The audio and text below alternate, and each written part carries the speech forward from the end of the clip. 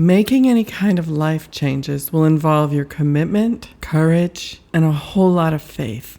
When I was living in Tennessee last year, the environment was lovely. All the pastoral backgrounds looked like Hallmark cards. I had all the shopping I wanted within a few miles of where I lived, great friends close by, and lots of opportunities for adventure in the beautiful Smoky Mountains and the resulting rivers and streams they created all over town. I lived in a large and fairly new 3-bedroom, 2-bath, top-floor suite with sunset views off the balcony that were breathtaking every evening. The complex had a great pool, gym, and a fabulous community, but it wasn't me. I didn't feel at home in that part of the country. In fact, I often felt like a fish out of water. There was nothing on the outside to complain about, but on the inside, I always knew and felt that I was only there temporarily. I was biding my time until the next right thing came along.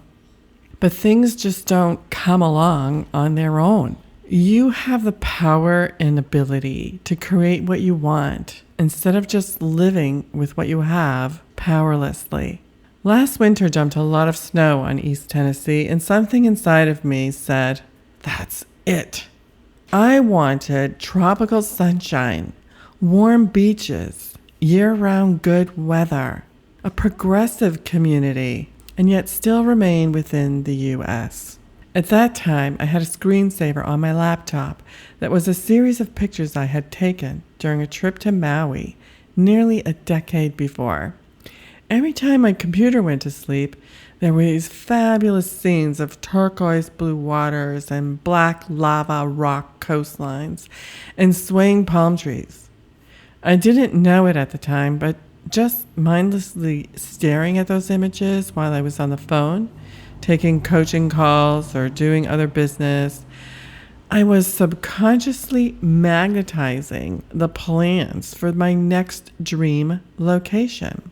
Last month, I moved into a wonderful, clean, and new apartment right across the street from the ocean. I breathe in the salt air when I walk out onto the lanai at night and stare up to a starry, deep indigo sky. I fall asleep at night to that steady, rhythmic roar, which is my beloved Pacific Ocean. I even have my own personal palm tree right over my head on the lanai.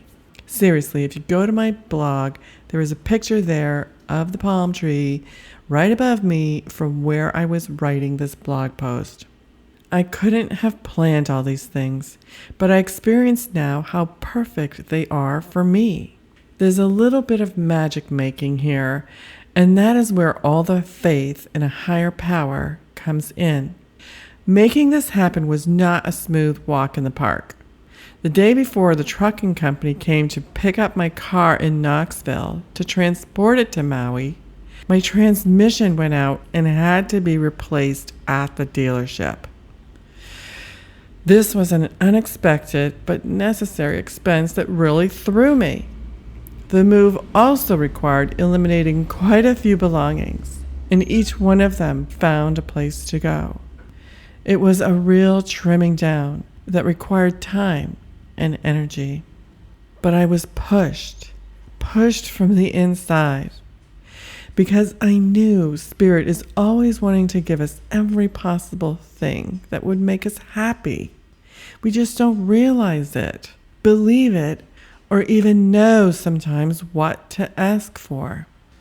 If you're one of the many souls out there wondering if and when your dreams are ever going to start happening for you, I can tell you, they start when you make the decision to make them happen.